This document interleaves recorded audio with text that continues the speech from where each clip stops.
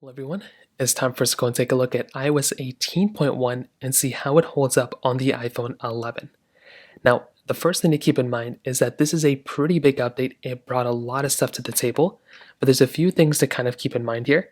Number one, I did come from the official version of 18.0.1 to the RC. So you can see right here it was about 7.15 gigabytes. So definitely a pretty big size update for the most part, but it's not going to be this big if you're going to the official version. Now within this update, there's a lot of big stuff that basically did end up coming out, but there's a few things to keep in mind. Number one of the biggest updates and features here was Apple Intelligence, right? It's this cool AI suite of tools Apple made.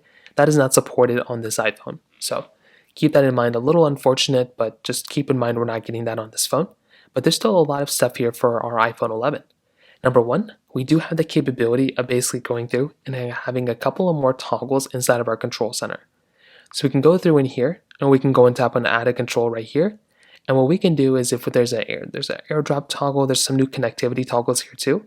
And those are now supported and added inside of here. So that is something that's actually genuinely very cool.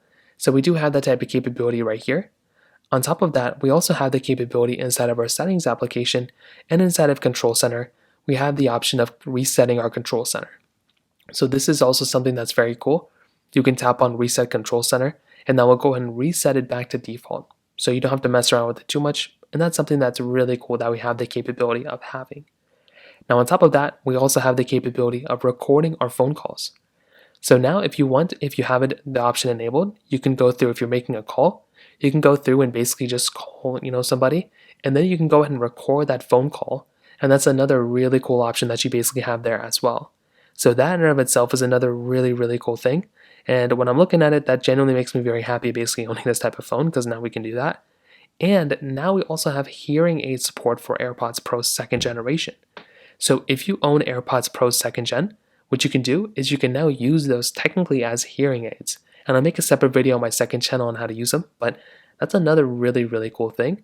And if you own an Apple Watch Series 9 or above or Apple Watch Ultra 2, if you update to iOS 18.1 and watchOS, the latest version, you will see that you will now have sleep apnea detection.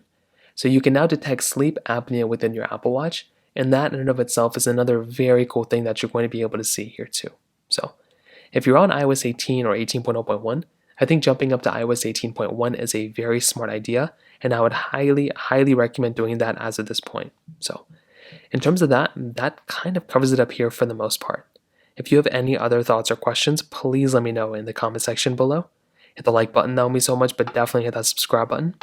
More importantly than everything else, I love every single one of you guys. Hopefully I'll catch you guys in the next video. Peace out till then.